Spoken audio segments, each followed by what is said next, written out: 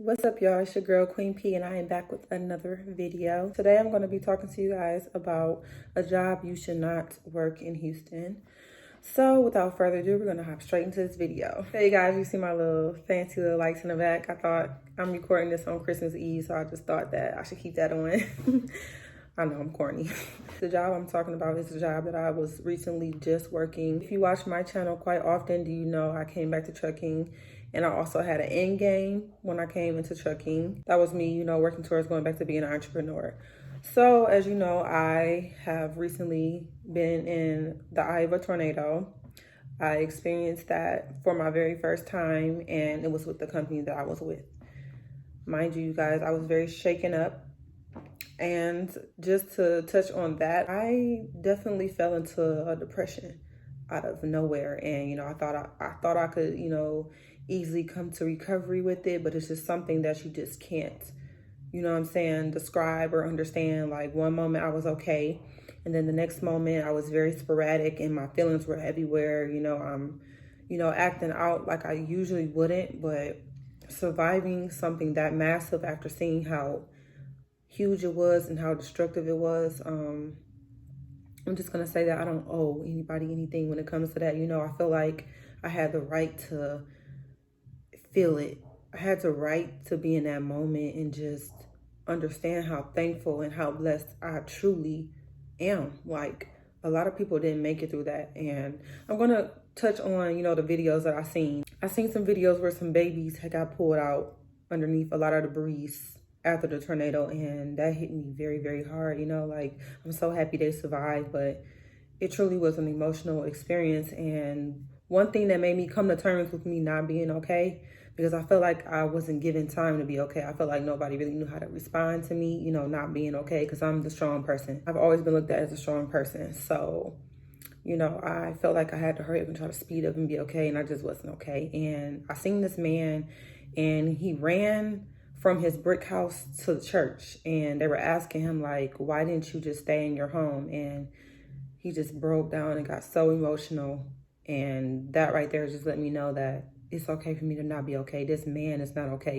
Usually men are, they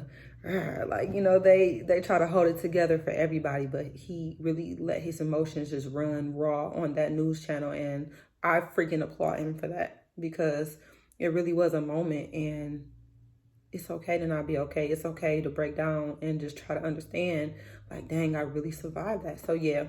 So I'm still in the healing stages, but I'm way better than what I was. I really felt myself falling into a dark space. I just knew I couldn't stay there, because I just knew I had to get up, but I allow myself to feel everything. I don't allow myself to do these fake positivities in a moment of when you're supposed to be feeling the pain. You're a human. You're supposed to be allowed time to feel things. So all the, positive motivating quotes were only annoying me in that time, because I felt like I know that already. I'm already telling myself that, I'm hoping for a deeper connection with people to, dig deep into me and, help me understand why I'm feeling like that, but they just couldn't. So I did it myself, and I'm just going to say it was a time that I will never forget. It's a time I will never forget. And I pray for everybody who made it through that. That's something that no one can ever take from you. Like, you experienced that. I experienced that. That was an EF4/5 tornado. Very massive. And I made it through that. So yeah. Anywho, back to the job. So after the tornado or whatever, I told them, like, yeah, I'm not delivering my load on Monday, because mind you, this happened December 10th, 2021. That's when the tornado hit. And he texted me, the next day, like, why can't you deliver the load? And I told him, like, I just went through the massive tornado. I was in the eye of the tornado. Like, I'm very traumatized. I can't do that right now. I need a moment. Oh my God, are you okay? And blah, blah, blah. They sound very concerned or whatever. Mind you, this is a very small company. They only have like 4 trucks. So they're not big at all. So I took my time off or whatever, and he texted me the next week, like, can you deliver this load today? I told him, like, yeah, I'll deliver it tomorrow, whatever. So I delivered the load. And this is midweek, the next week on Wednesday or whatever, delivered the load. And I told him, like, yeah, I'm going right back to the yard, I was having panic attacks just by the wind blowing, guys. And, that's not something you can make up. Like, I guess I was experiencing PTSD or whatever you want to call it.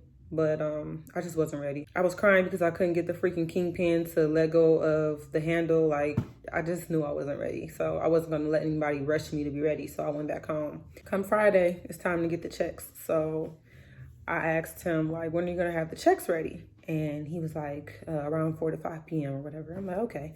So I text him around 6 o'clock, like, can you leave my check outside? Didn't respond. So I called. No answer. So I text the group chat or whatever they text me from. And I'm like, I actually leave my check outside. And he's like, 1 week in a hole, remember? And I'm like, excuse me? 1 week in a hole, what? Guys, listen.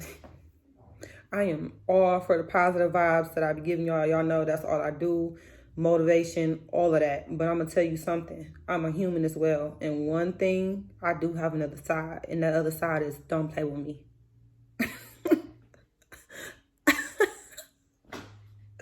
This man said 1 week in a hole, which means that he was going to hold my check until the following Friday. I said, absolutely not. I didn't sign anything that says you can hold my money. He said, well, you didn't work this week, so you're not getting a check. You can get it next Friday or whatever. And I'm like, absolutely not. I'm not waiting till I lost it. I went nuts. You know, I'm cussing at him at this point because I've taken enough from this job, and I feel like I just went through a traumatic experience. I just experienced a tornado. Yeah, I'm not coming to work right now. People have to, you know, seek help or whatever they need to do when they have these type of things that go on. Like, I had enough going on in my mind mentally and all of that. I just couldn't register that he told me he was holding my money.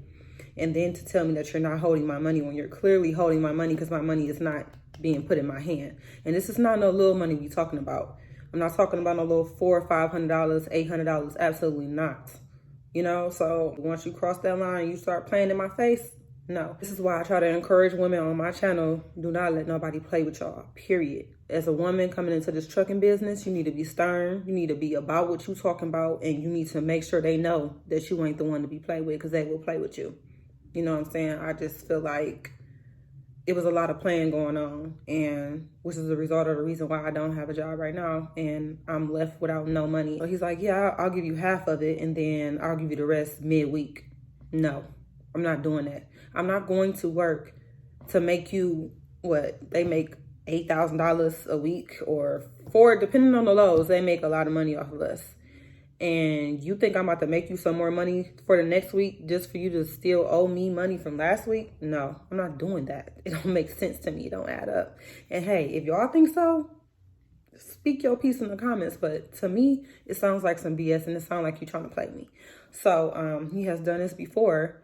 And I'm like, you know what? Cool. I'm going to just go to work. You know, I was really trying to, you know, reach my goal of, you know, what I wanted to save so I can invest once I become an entrepreneur.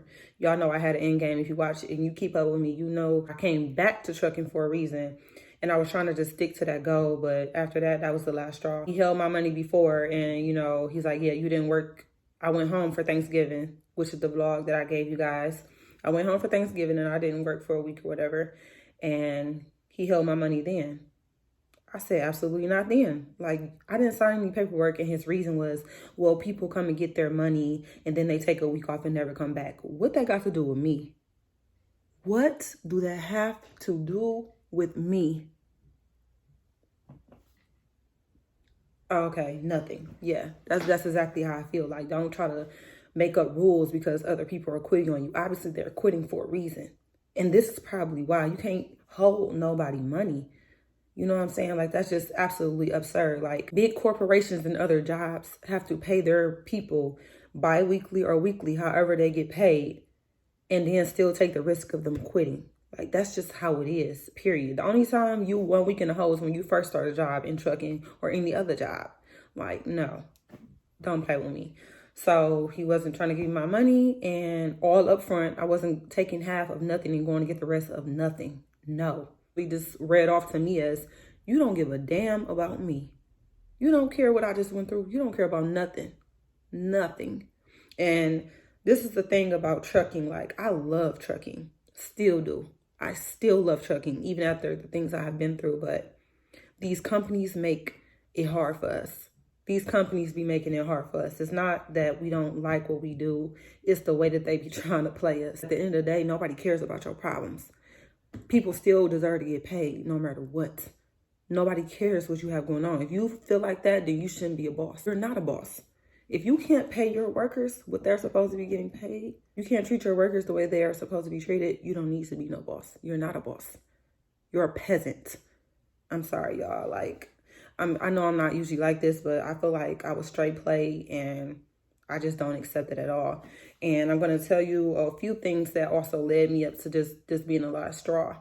I asked this man in the beginning, I said, how do they get paid? Because they don't have direct deposit. How do they get paid? He told me I usually meet them at the yard or I leave it in their gas tank. I said, okay. So I asked him when it was time for me to get my first check, he met me at the yard. Okay, cool. Everything is cool. A few times following that, every Friday, slowing up. Oh, I had to go do this. I'm caught up in something right now. I'll get back to you. I don't care what you doing. You know what I'm saying? I feel like that's just, people be on the road for a week or 5 days at a time. When they come home, they want their money. Don't nobody got time to be chasing you down for my money. You know what I'm saying? I'm not doing that. So I asked him, like, can you just start leaving my check in the gas tank? Oh, absolutely. I can do that for you. He did it one time. After that, it was a hassle. Oh, you can just pull up to my house to get your check anytime. Excuse me?